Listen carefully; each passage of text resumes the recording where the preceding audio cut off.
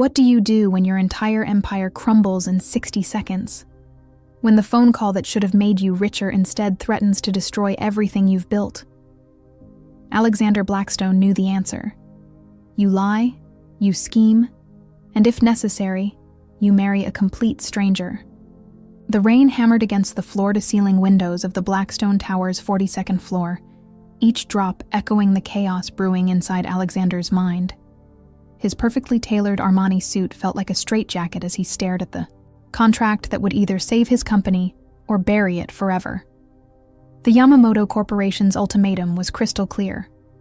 Prove your commitment to family values and traditional morals, or lose the $12 billion deal that would secure Blackstone Industries for the next decade. Sir, the board is waiting, his assistant Marcus whispered, his usually steady voice betraying a tremor of anxiety. The scandal had broken just 3 hours ago. Photos of Alexander's latest fling, a married socialite, splashed across every tabloid in the city. The timing couldn't have been worse. Alexander's jaw tightened as he remembered old Hiroshi Yamamoto's words from their lunch last week. In business, Mr. Blackstone, character matters more than capital. A man who cannot commit to one woman cannot commit to one partnership. The irony wasn't lost on him. The most important deal of his life hinged on the one thing he'd always avoided: marriage. Cancel the meeting, Alexander commanded, his steel-gray eyes reflecting the storm outside. I have a wedding to plan. 23 floors below, in the coffee shop nestled between a dry cleaner and a flower shop, Luna Martinez wiped down tables with the mechanical precision of someone whose mind was elsewhere. Her nursing school textbooks lay open beside the register, medical terminology mixing with the aroma of fresh coffee and her grandmother's secret recipe empanadas that had become the shop's unexpected bestseller. Mija, you're going to wear a hole in that table, called Rosa, her grandmother, from behind the espresso machine. At 72, Rosa Martinez had the energy of someone half her age and the wisdom of someone who'd seen enough of life to know when something was about to change. Luna paused, tucking a strand of her dark hair behind her ear. I'm just thinking about the exam next week. If I don't pass pharmacology, I'll have to repeat the entire semester. The weight of 3 jobs, full-time nursing school and caring, for her grandmother pressed down on her shoulders like a physical burden. The bell above the door chimed, and Luna looked up to see a man in an expensive suit shaking rainwater from his umbrella. Something about him seemed different from their usual customers, too polished, too intense, like a predator who'd wandered into the wrong habitat. Coffee black, he said without looking up from his phone, his voice carrying the authority of someone accustomed to being obeyed instantly. We have 17 different coffee blends, Luna replied cheerfully, ignoring his brusque tone. Would you like to try our signature Luna latte?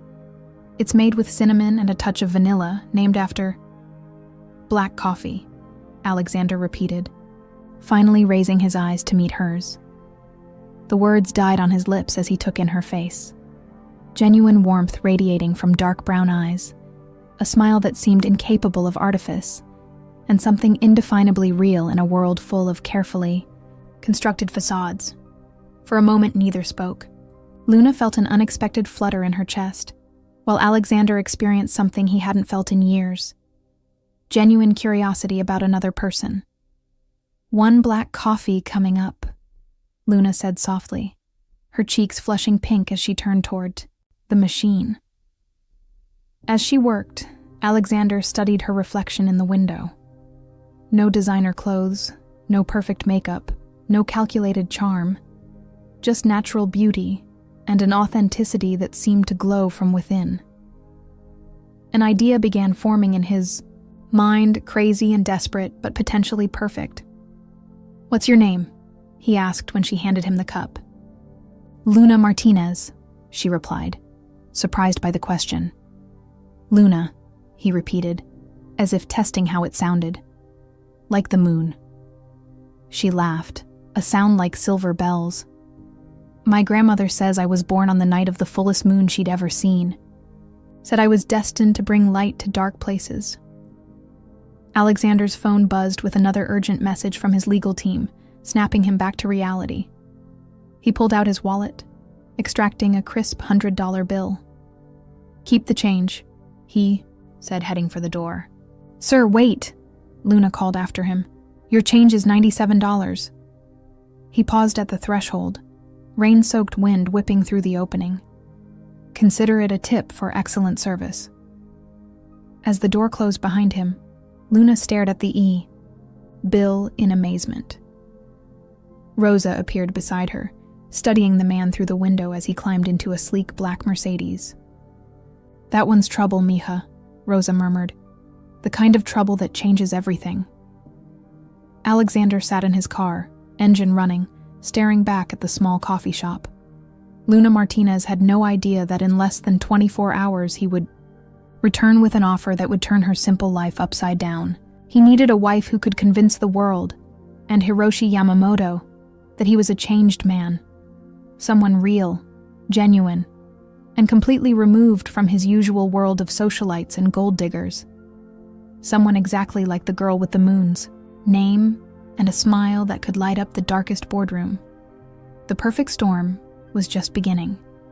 24 hours later, Luna Martinez thought she was hallucinating when the same mysterious man from yesterday walked through the door of Café Luna at exactly 3:47 p.m., carrying a leather briefcase and wearing a determination that could cut glass.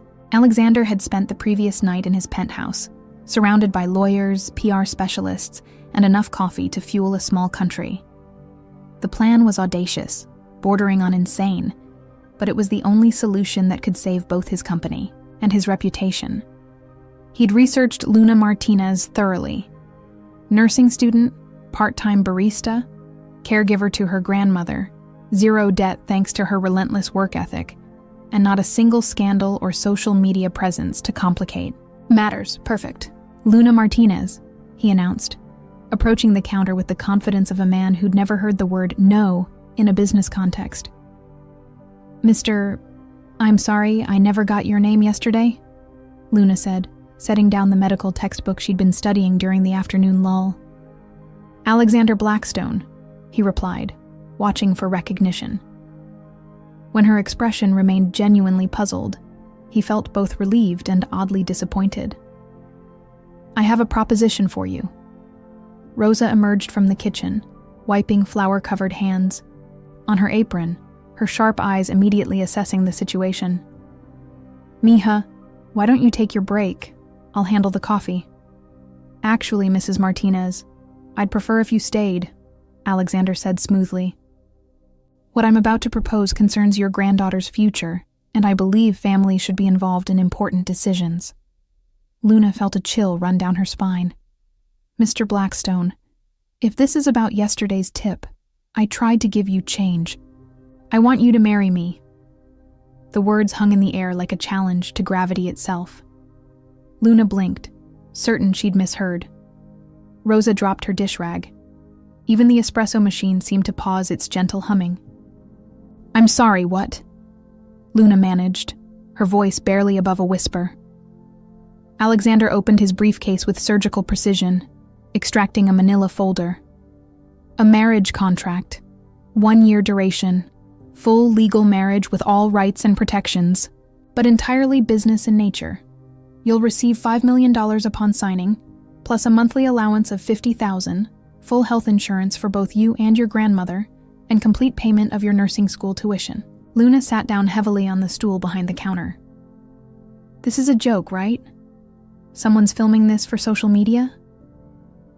"I assure you, Miss Martinez, I've never been more serious about anything in my life." Alexander's voice carried the weight of absolute sincerity. "I need a wife for business purposes. The arrangement would be temporary, discreet, and mutually beneficial."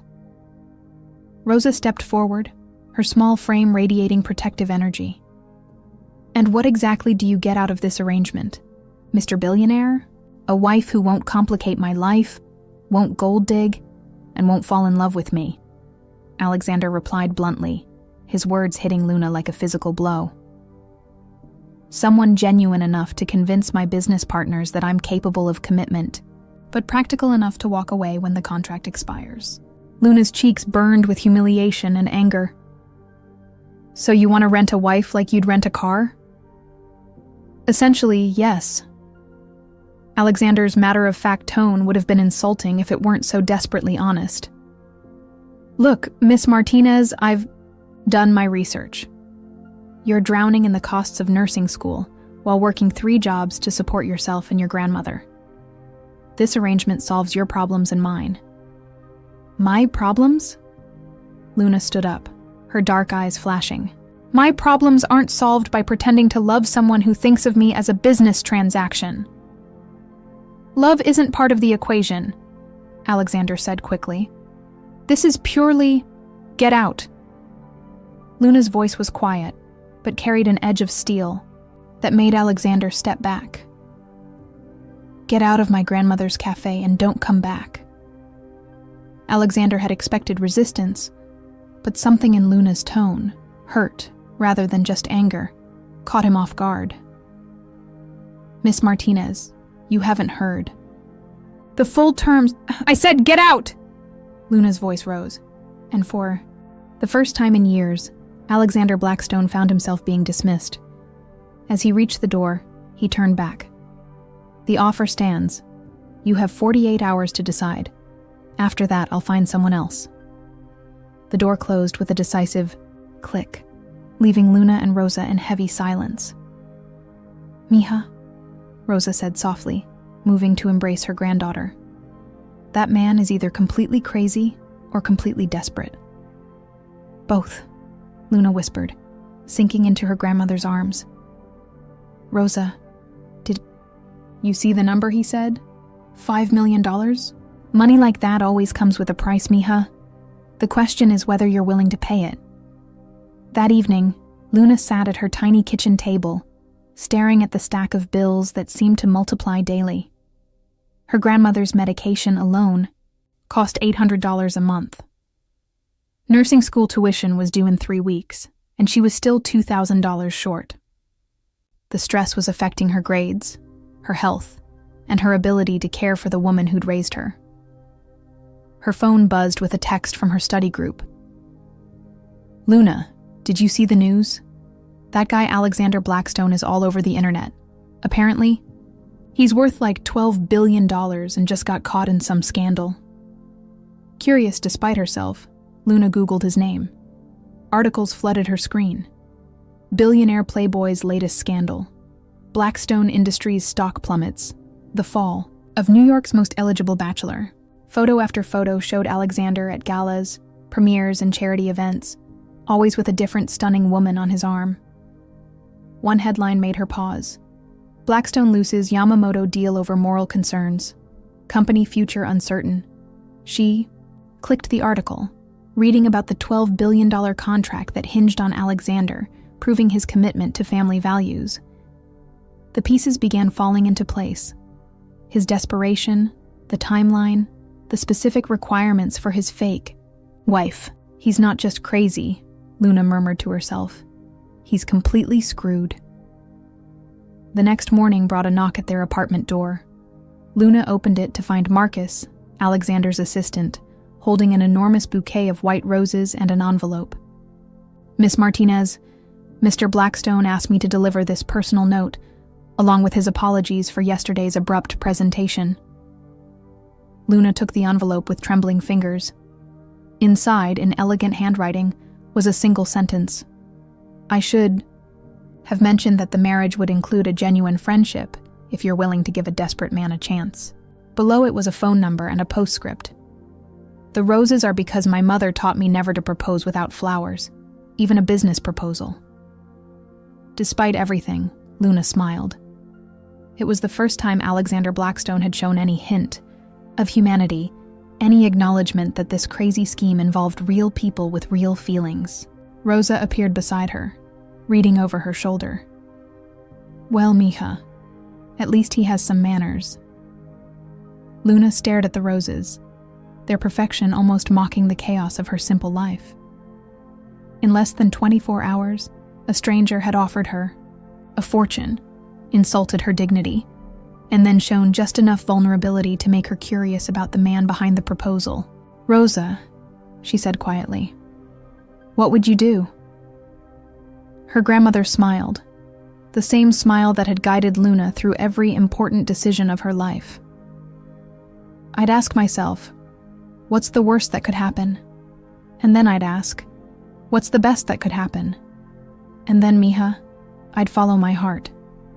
Luna looked at the phone number in her hand, knowing that her next decision would change everything.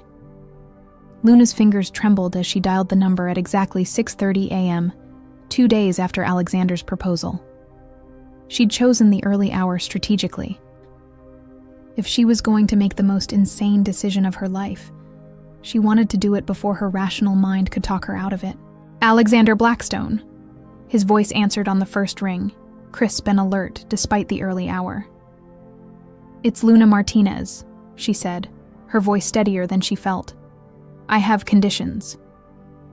A pause, then almost amused. I'm listening. First, this stays completely professional. No weird romantic gestures, no pretending this is real when we're alone. Second, my grandmother never finds out this is fake. As far as she knows, this is a whirlwind romance. Third, you treat me with respect, in public and private. And fourth, she took a deep breath. I want to know why you chose me specifically, and don't give me that research nonsense. Alexander sat in his home office, watching the sunrise paint Manhattan in shades of gold. He'd expected negotiation, but Luna's conditions revealed a sharp mind beneath her genuine demeanor. The truth? Nothing but.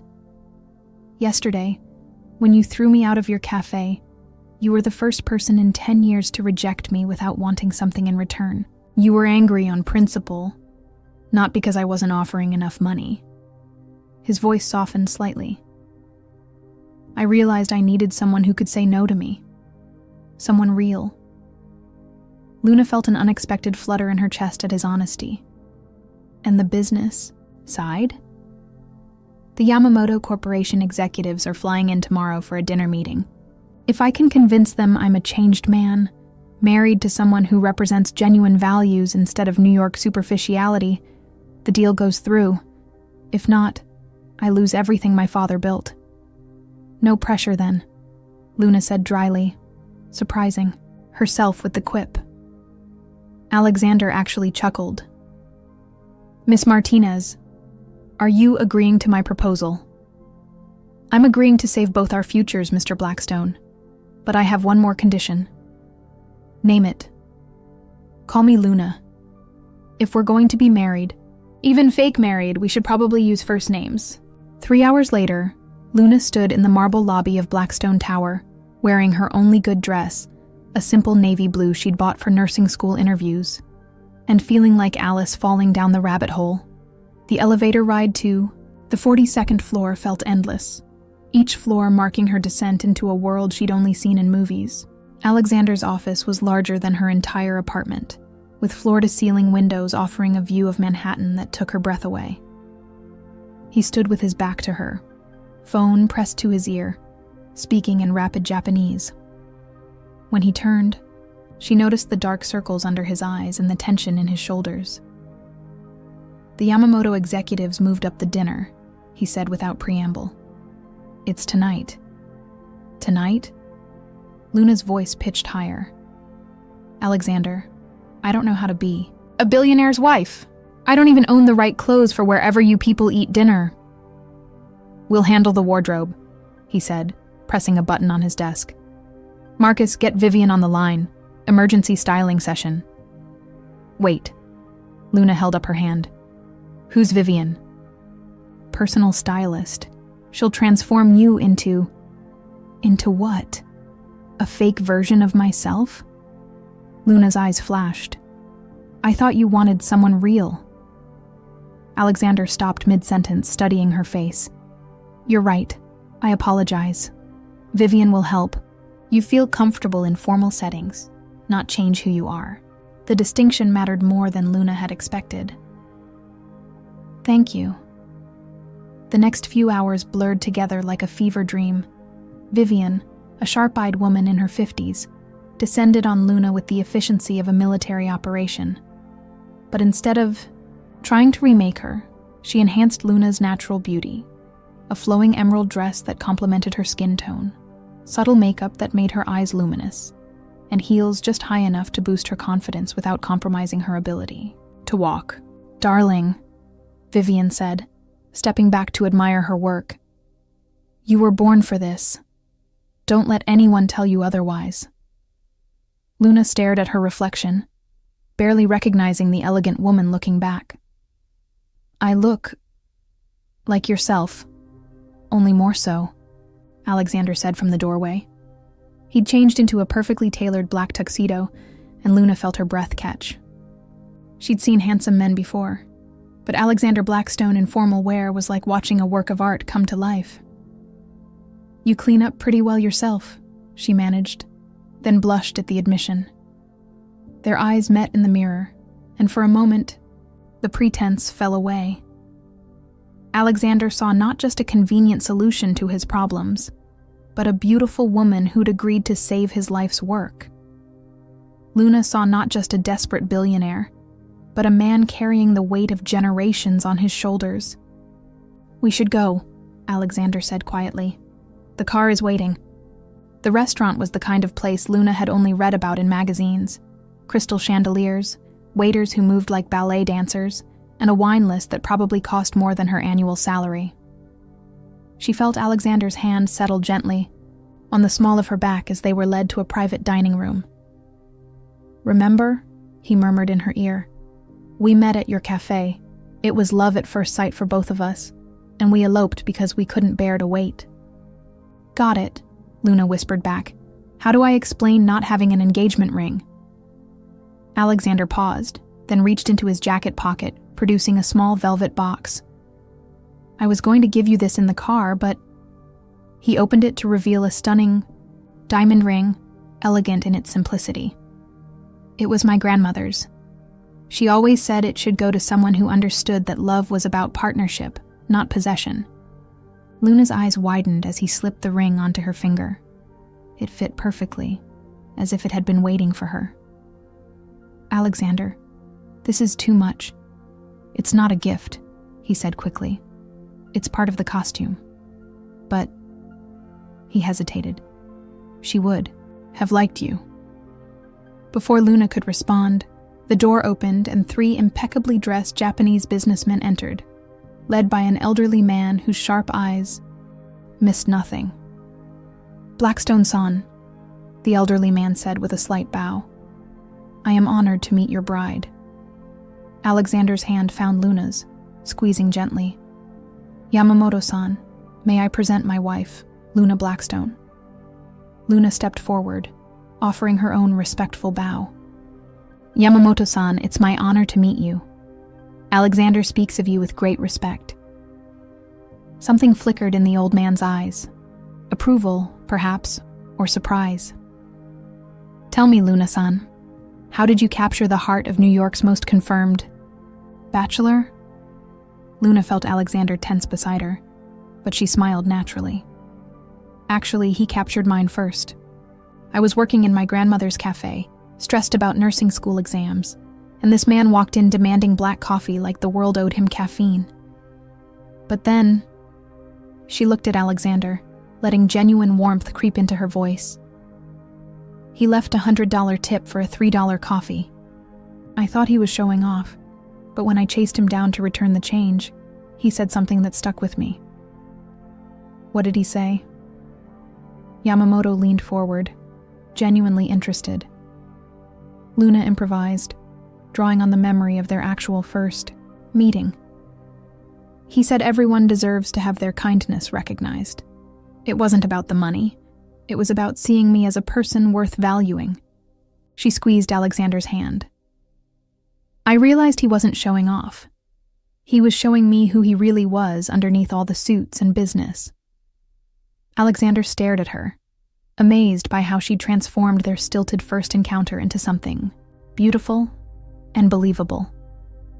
More than that, she'd somehow made him sound like a better man than he actually was. The dinner proceeded smoothly, with Luna charming the executives with her genuine curiosity about their families and culture. She asked thoughtful questions, listened intently, and somehow made the formal business dinner feel like a gathering of friends. As dessert was served, Yamamoto raised his sake cup. "To the Blackstones," he said solemnly. "May your partnership be as successful in life as I believe it will be in business." Alexander felt Luna's fingers intertwine with his as they toasted, and for the first time in days, he dared to hope that his desperate gamble might actually work. But as they left the restaurant, Luna walking confidently beside him in her borrowed elegance, Alexander realized he faced a new problem. The line between fake and real was already beginning to blur, and he wasn't sure he wanted to stop it. Luna woke up in a bed larger than her entire bedroom back home, momentarily forgetting where she was, until she saw the Manhattan skyline stretching endlessly beyond floor-to-ceiling windows. Alexander's penthouse guest suite was more luxurious than any hotel she'd ever imagined, complete with a marble bathroom, walk-in closet now filled with designer clothes she'd never asked for, and a view that made her feel like she was floating above the city. "Good morning, Mrs. Blackstone," came Alexander's voice from the doorway, accompanied by the aroma of fresh coffee. He stood there in a perfectly pressed shirt and tie, looking like he'd been awake for hours, holding a tray with breakfast and newspapers. "Please tell me you didn't cook," Luna said, sitting up and running her fingers through her tousled hair. "Marcus picked up breakfast from that place you mentioned liking. And Luna?"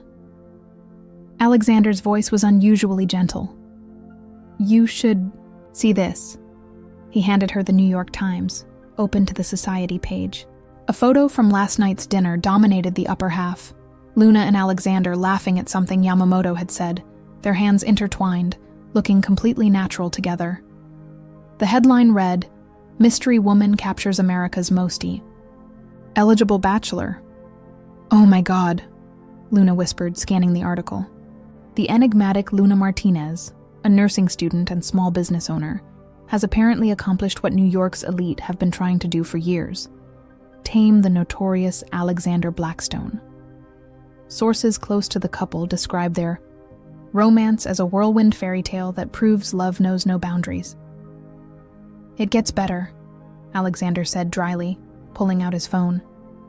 "We're trending on social media. Our Blackstone bride has over 2 million posts." Luna scrolled through her phone in horror. Photos of her from last night were everywhere, analyzed by fashion bloggers, relationship experts, and complete strangers offering opinions about everything from her dress choice to her authenticity. Some comments were sweet, others were vicious, but all of them felt invasive. "This is insane," she breathed. "People are dissecting my facial expressions like I'm running for president." "Welcome to my world," Alexander said, but his tone lacked its usual cynicism. "I should have warned you how intense the media attention would be." "You think?" Luna looked up at him, and something in her expression made Alexander sit down on the edge of the bed, a gesture so naturally intimate that neither of them noticed. "Look," he said, showing her his phone screen. "Blackstone Industries stock jumped 20% this morning. The Yamamoto deal is as good as signed. Whatever we're doing, it's working."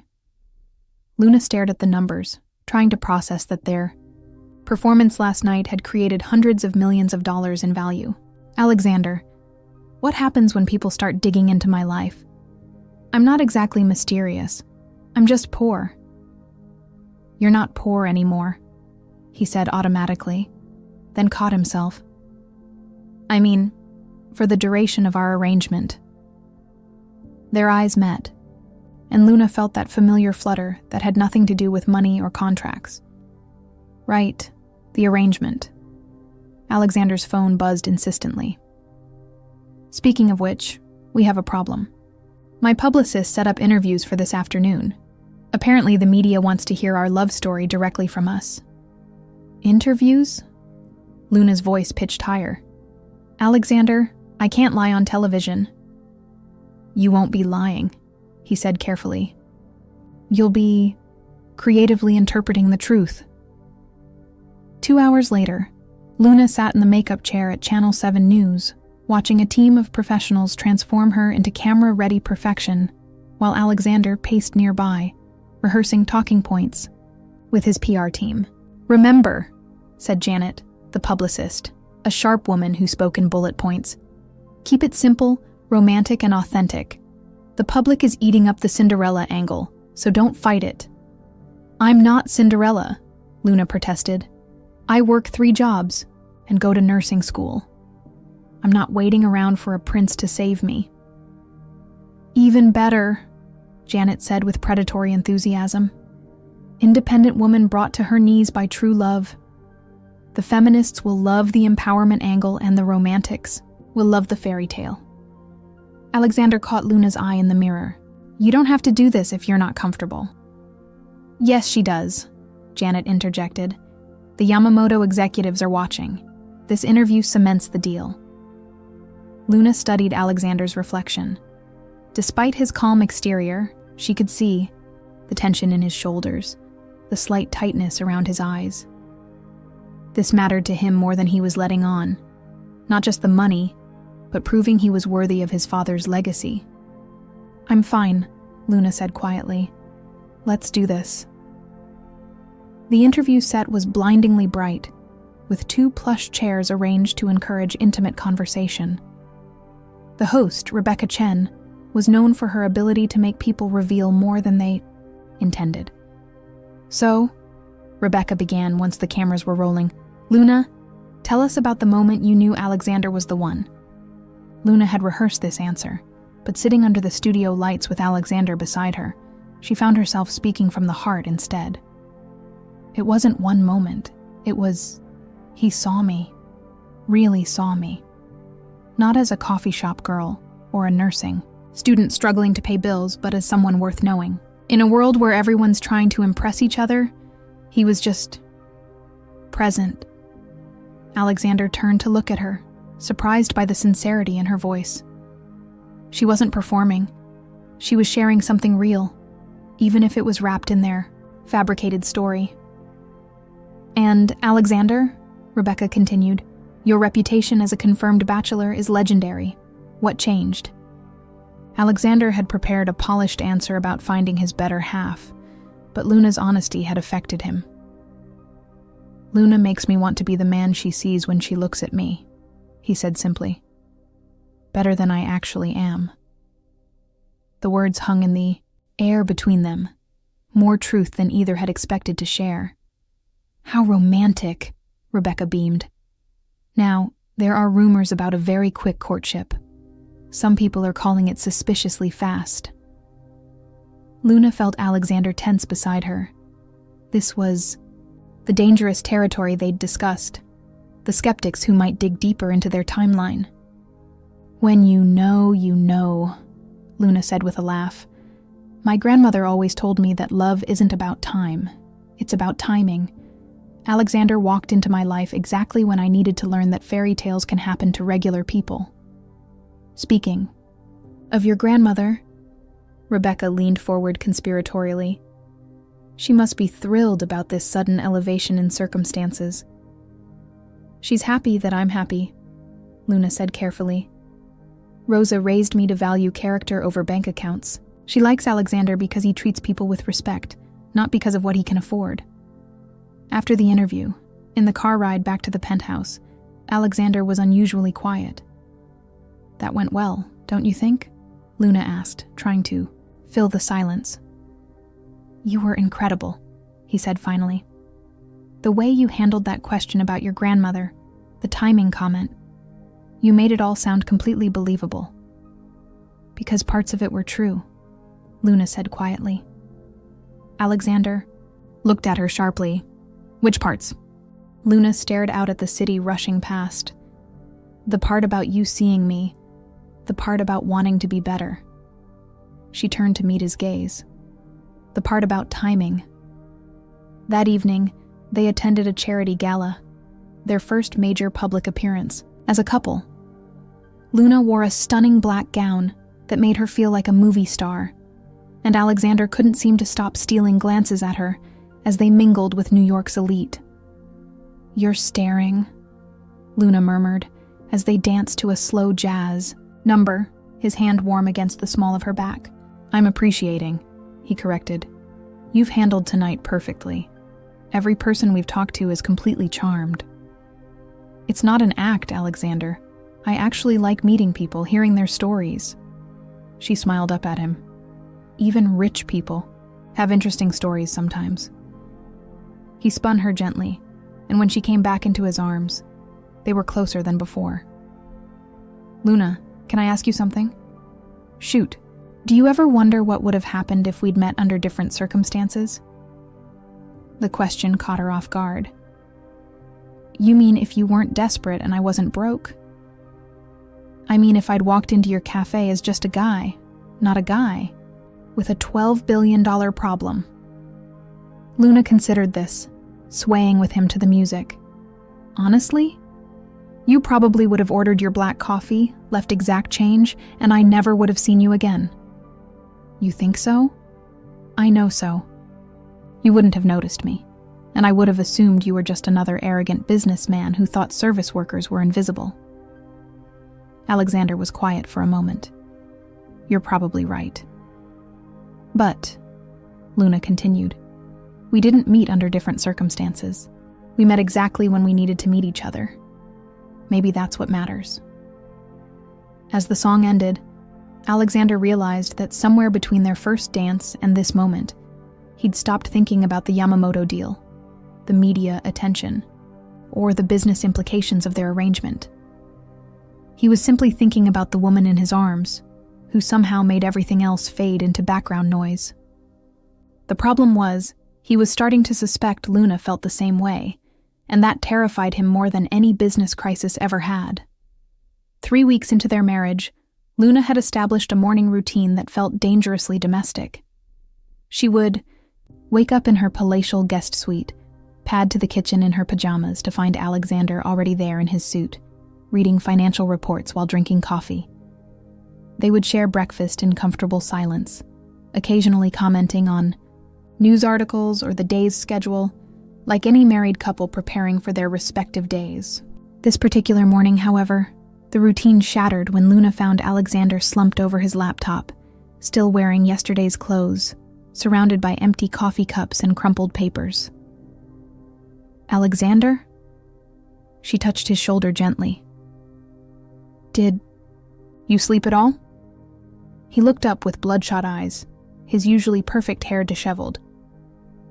The Singapore division is hemorrhaging money. If I can't fix this before the Yamamoto final signing next week, everything we've built falls apart anyway. Luna studied the exhaustion etched into his face, the way his shoulders carried the weight of an empire. When's the last time you ate something that wasn't coffee? I don't remember. Without a word, Luna disappeared into the kitchen, returning 15 minutes later with a plate of scrambled eggs, toast, and fresh fruit. She set it down in front of him with a firmness that brooked no argument. Eat, now. Luna, I don't have time. Alexander. Her voice carried the same authority he used in boardrooms. You can't save your company if you collapse from exhaustion. Eat the food. Something in her tone, not pleading, but caring wrapped in steel, made him pick up the fork. As he ate, Luna noticed the tension in his shoulders ease slightly. Better, she said, settling into the chair beside him. Now tell me about Singapore. It's complicated business stuff. You wouldn't try me. Luna's eyes flashed. I might not have an MBA, but I've been managing my grandmother's finances since I was 16, working 3 jobs, and maintaining a 3.8 GPA in nursing school. I think I can handle complicated. Alexander paused, fork halfway to his mouth, realizing she was right. He'd been unconsciously patronizing her, assuming business acumen was exclusive to his world. The Singapore manager has been cooking the books, he said quietly. Phantom contracts, inflated revenues, the works. We're looking at a $40 million loss, maybe more. How long has this been going on? At least 18 months. If the Yamamoto executives discover this during their due diligence, he ran his hands through his hair. They'll walk away from the deal. Everything, our marriage, the media attention, all of it, becomes meaningless. Luna was quiet for a moment, processing. What would you do if you weren't married to me? If this was just your problem, fire the manager, absorb the loss, try to rebuild investor confidence over the next 2 years. His laugh was bitter. Probably lose the company anyway. And what are you considering now? Alexander looked at her sharply. What do you mean? I mean, what's different about your options because you have a wife? What can Alexander with Luna do that Alexander alone couldn't? The question hung in the air as Alexander realized she was thinking strategically, not just offering emotional support. I hadn't thought of it that way. Well, think about it now. What's our advantage? The word "our" sent an unexpected warmth through Alexander's chest. Somewhere along the way, Luna had stopped thinking of his problems as separate from hers. The Yamamoto Corporation values family loyalty above everything, he said slowly. If this were a family business facing a crisis together, they'd respect transparency and a unified response, Luna finished. So we tell them about Singapore ourselves, before they find out. We present it as something we're handling together, as partners. Alexander stared at her. That's actually brilliant. Risky as hell, but brilliant. Risk is what separates good decisions from great ones, Luna said with a small smile. My grandmother taught me that. Their conversation was interrupted by Marcus bursting through the door with uncharacteristic urgency. Sir, we have a situation. Channel 7 News is running a story in 20 minutes. They found Luna's ex-boyfriend. The blood drained from Luna's face. David? How did they... He's claiming the marriage is fake, Marcus continued grimly. Says Luna is being paid to play a role, that she told him about some business arrangement before she disappeared. Alexander felt his world tilting. How much does he know? Enough to cause damage, Marcus replied. He's going live with Rebecca. Chen in 15 minutes. Luna stood abruptly, pacing to the window overlooking the city. This is my fault. David and I broke up 2 months ago. He was angry that I chose nursing school over moving in with him. When I stopped returning his calls. After the wedding, she turned back to Alexander. I should have handled this better. Luna, this isn't your fault, Alexander said firmly. But we need to control the narrative. Can you discredit him? Past behavior, reliability issues? Luna's expression hardened. I won't destroy someone's reputation to save ours, Alexander, even David's. Then what do you suggest? Because in 10 minutes, our entire arrangement gets exposed on national television. Luna was quiet for a long moment, her mind racing. Then she moved to Alexander's laptop, pulling up Channel 7's website. We don't run from this, she said finally. We own it. What do you mean? I mean, we call Rebecca Chen right now and ask for equal time. We tell our truth before David tells his version. Alexander felt his pulse quicken. Luna, that's dangerous. If we admit any part of this was arranged... We don't admit anything false, Luna interrupted. But we don't deny that our relationship started unconventionally. Rich man meets working class. Woman. Whirlwind romance.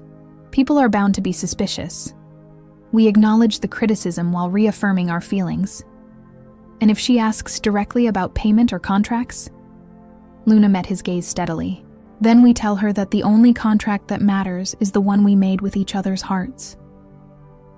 Alexander felt something shift in his chest at her words. Do you mean that? Do you? She countered. Before he could answer, Marcus was dialing Rebecca Chen's number, and they were committed to the most dangerous performance of their lives. 20 minutes later, they sat in the Channel 7 studio, watching David Martinez, a thin, nervous man with an obvious axe to grind, finish his interview. Luna Martinez is not the innocent woman she pretends to be, David was saying, his voice gaining confidence as he spoke. She's ambitious, calculating. When Blackstone offered her money to play his wife, she didn't hesitate. Rebecca Chen's eyes gleamed with journalist hunger. And you're certain this marriage is purely business? Absolutely. Luna told me herself she was going to fix her life with some rich guy's help. This whole fairy tale romance? It's performance. Art. As David's segment ended, Rebecca turned to the camera. Strong accusations from Luna Blackstone's former boyfriend. But joining us now are Luna and Alexander Blackstone themselves, ready to respond to these explosive claims. Luna felt Alexander's hand find hers as they walked onto the set, his touch steadying her nerves. They settled into the familiar chairs, and Luna was surprised by how natural it felt to be there together. Luna, Alexander, thank you for joining us on such short notice, Rebecca began. David Martinez has made some serious allegations about your marriage. How do you respond? Luna leaned forward slightly, her voice calm, but carrying an edge of steel. Rebecca, I'm disappointed but not surprised. David is a man who couldn't handle that I chose my education and my future over settling for less than I deserved. When I met Alexander, I finally understood what it meant to be with someone who supported my dreams instead of resenting them. But he claims you specifically mentioned a business arrangement. Of course, our relationship has practical benefits, Alexander interjected smoothly. Luna's in nursing school. I have resources that can help. I've insisted on paying her tuition because I believe in her dreams. If supporting your spouse's education is now considered suspicious, then most marriages would be under investigation. Rebecca wasn't backing down. But the timing, the speed of your courtship was unconventional, Luna agreed, but so was everything about meeting Alexander. Rebecca, I've worked 3 jobs since I was 17. I've never had the luxury of a slow, traditional courtship with expensive dates and gradual relationship milestones. When you meet someone who sees your worth immediately, who wants to build a life with you right away, you don't waste time on arbitrary social timelines. Alexander, your business dealings with the Yamamoto Corporation have been widely reported. Some suggest this marriage is designed to improve your image for that deal. Alexander was quiet for a moment, and Luna felt him squeeze her hand slightly. Rebecca, I won't lie to you. Meeting Luna made me want to be a better man, and yes, that's reflected in how I conduct business. But suggesting I married her for a deal implies I'm capable of acting feelings this authentic. He turned to look at Luna, and something in his expression made her breath catch. I'm a good businessman, but I'm not that good an actor. Luna, knowing what you know now about the scrutiny, the media attention, the complexity of Alexander's world, would you make the same choice again? Luna felt the weight of the question, knowing that her answer would define not just their public narrative, but something real between them. She looked at Alexander, seeing past the perfect facade to the vulnerable man underneath. Without hesitation, she said softly, Alexander didn't just offer me a different life. He offered me a partnership. Someone who sees my strength instead of trying to diminish it. David couldn't understand that I didn't need to be saved. I needed to be valued. Alexander gets that difference. The interview continued for another 10 minutes, but Luna felt the tide turning in their favor. By the time they left the studio, Stand With Luna was trending, with thousands of comments supporting her against David's accusations. In the car ride home, they sat in heavy silence, both processing what had just happened. That was... Alexander began. Terrifying, Luna finished. I was going to say revealing. Luna looked at him. What do you mean? I mean when you said you'd make the same choice again, when I said I wasn't that good an actor. Alexander paused. I don't think we were performing anymore. Luna felt her heart race. Alexander, we agreed this was professional. I know what we agreed. He turned to face her fully, but somewhere between the first interview and tonight, something changed. At least for me. The vulnerability in his voice made Luna's chest tight. This is dangerous territory. I know. If we cross this line, we can't uncross it. I know. That too. Luna stared out at the city lights blurring past, her mind warring with her heart. The contract says 1 year. Contracts can be renegotiated. She turned to look at him, seeing her own confusion reflected in his eyes. What are you saying? I'm saying that when this year is up, I don't want you to walk away. I'm saying that, somewhere between fake and real, I fell in love with my wife. The words hung between them like a bridge they could either cross or burn. Alexander. Luna's voice was barely a whisper. You don't have to say anything now, he said quickly. Just think about it. Think about whether what we have is worth fighting for beyond the contract.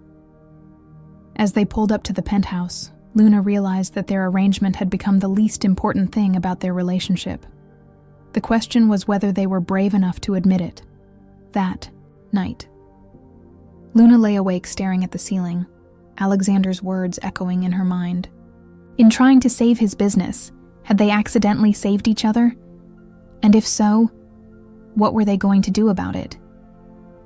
Down the hall, Alexander sat by his window overlooking Manhattan, wondering when exactly he'd stopped thinking about Luna as a solution to his problems and started thinking about her as the answer to questions he hadn't known he was asking.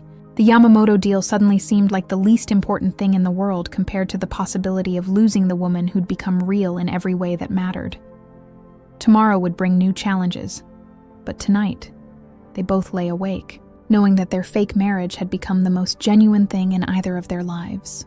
The morning of the Yamamoto final signing dawned gray and drizzly, matching Luna's mood as she stood in Alexander's home office, watching him prepare for the most important meeting of his career. He moved with mechanical precision, adjusting his tie, reviewing documents, checking his phone, but she could see the tension coiled in every muscle.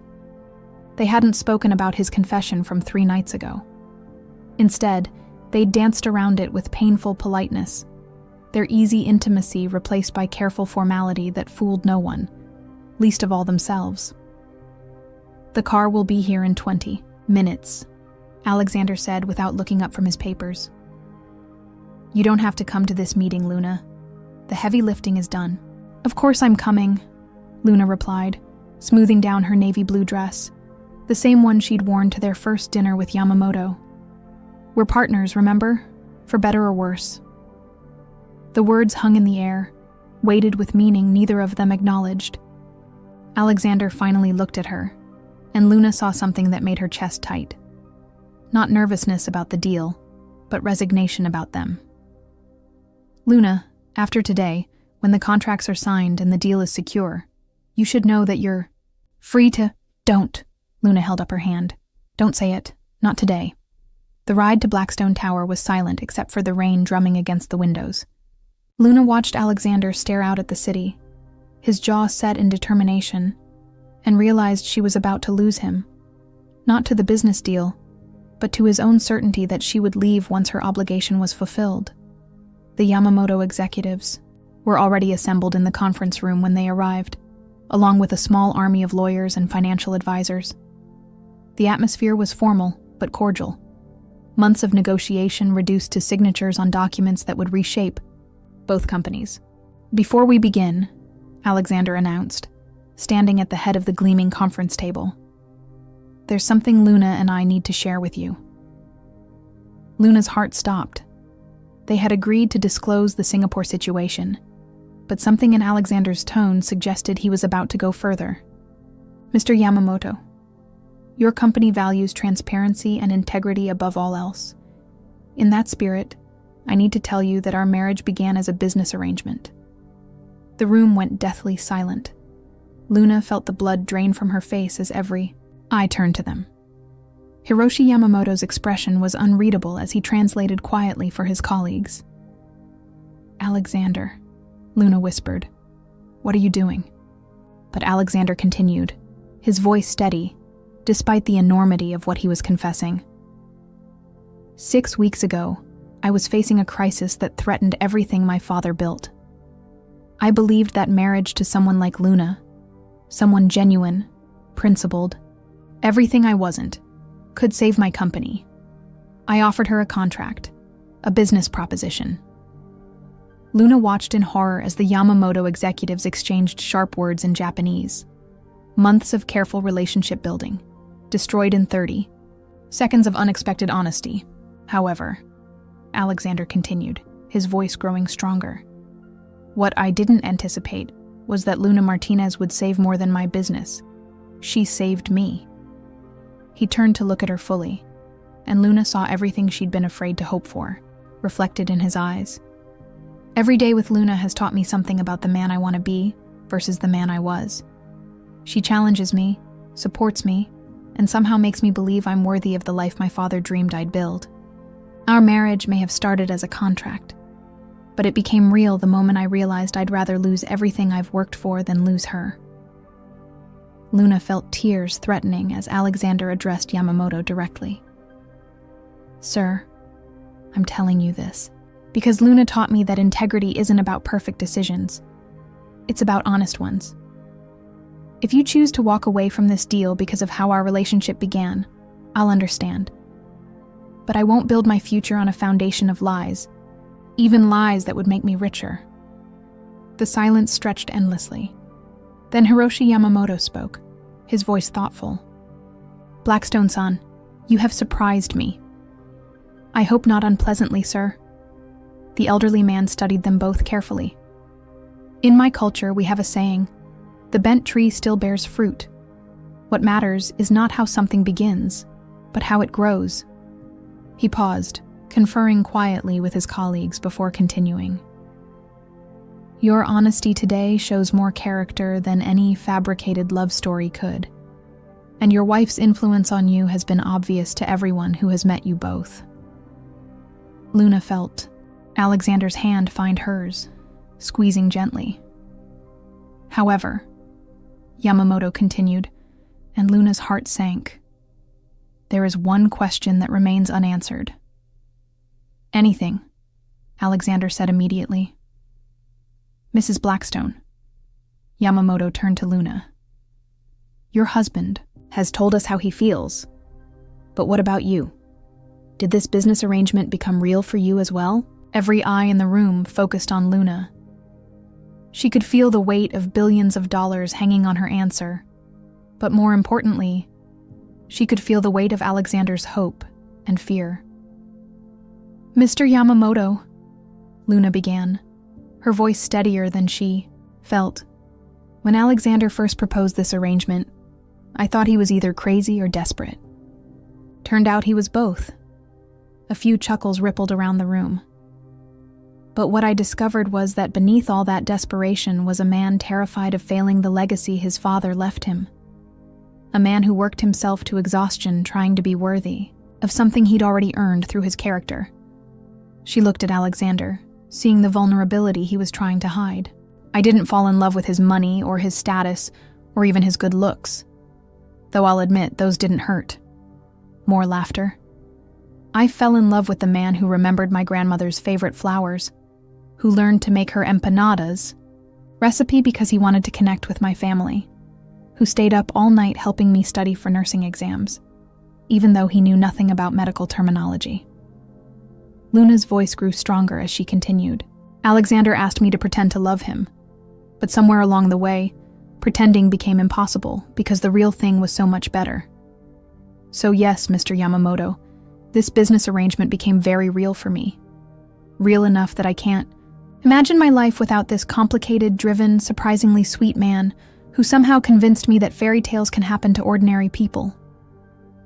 Alexander was staring at her with an expression of wonder and disbelief, as if he couldn't quite process what he'd just heard.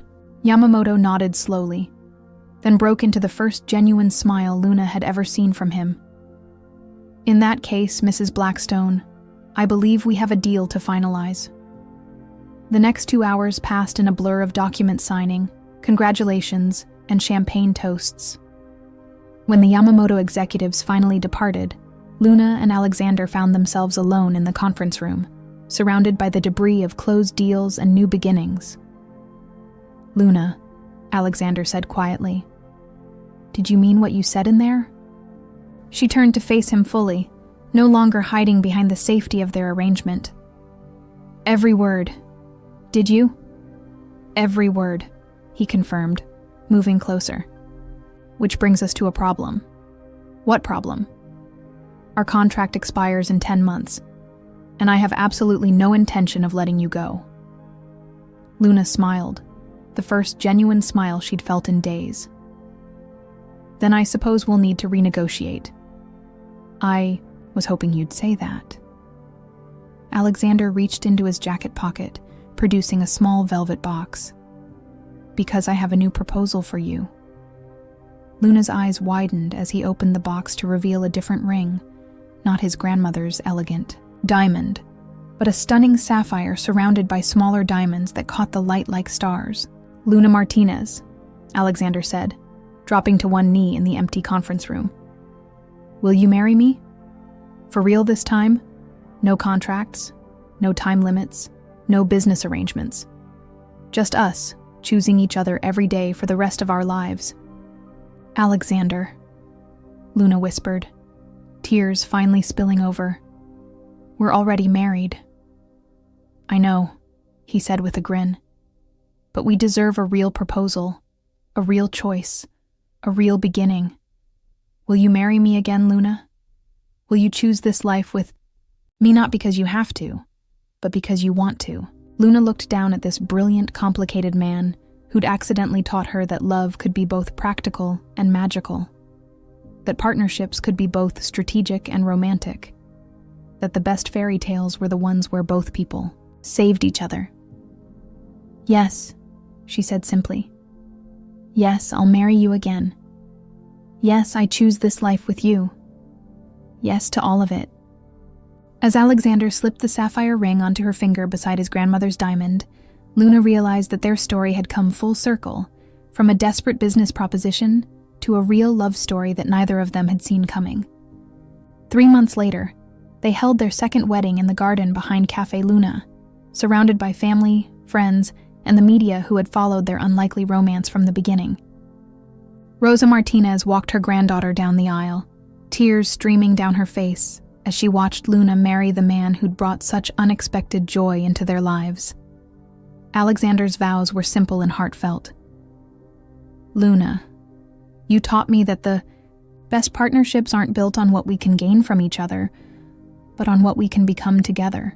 I promise to support your dreams, challenge your mind, and love your heart for all the days of my life." Luna's response made half the wedding party cry. "Alexander, you walked into my cafe looking for coffee and somehow found your way into my heart. I promise to stand beside you in boardrooms and breakfast nooks, in good deals and bad days, and to remind you every single day that you were worthy of love long before you were worthy of billions." Hiroshi Yamamoto, who had become an unexpected friend and mentor, gave a toast that perfectly captured their journey. To Alexander and Luna, who proved that the best business deals are the ones that create not just profit, but love, partnership, and hope for the future. As they danced their first dance as a truly married couple, Luna whispered to Alexander, "So what's our next project?" "Well," Alexander murmured against her ear, "I was thinking we could work on expanding our partnership. Maybe add a few junior associates to the firm." Luna laughed, the sound bubbling up from pure happiness. "I think that sounds like our best venture yet." Rosa Martinez watched from her table, dabbing her eyes with her handkerchief as she witnessed her granddaughter's happiness. She'd been right that first day. Alexander Blackstone had been trouble, the kind of trouble that changed everything. But sometimes, she reflected with a smile, the best changes came from the most unexpected places. The Blackstone Foundation, established 6 months later, became one of the most innovative educational charities in the country, funding nursing scholarships and small business grants for students like Luna. Alexander stepped back from day-to-day operations of Blackstone Industries, focusing instead on mentoring young entrepreneurs while Luna finished nursing school and began working in pediatric care. Their love story became legend in New York society, not because it was perfect, but because it was real. They'd found each other in crisis and chosen each other in calm, proving that the best love stories aren't about finding your other half, but about becoming whole together. And in a small cafe in Manhattan, where it all began, a plaque by the counter reads, "Love served here daily, sometimes with coffee, always with hope." Luna and Alexander's fairy tale had become everyone's reminder that sometimes the most practical decisions lead to the most magical outcomes, and that the best partnerships are built not on what you can do for each other, but on who you become together. The end.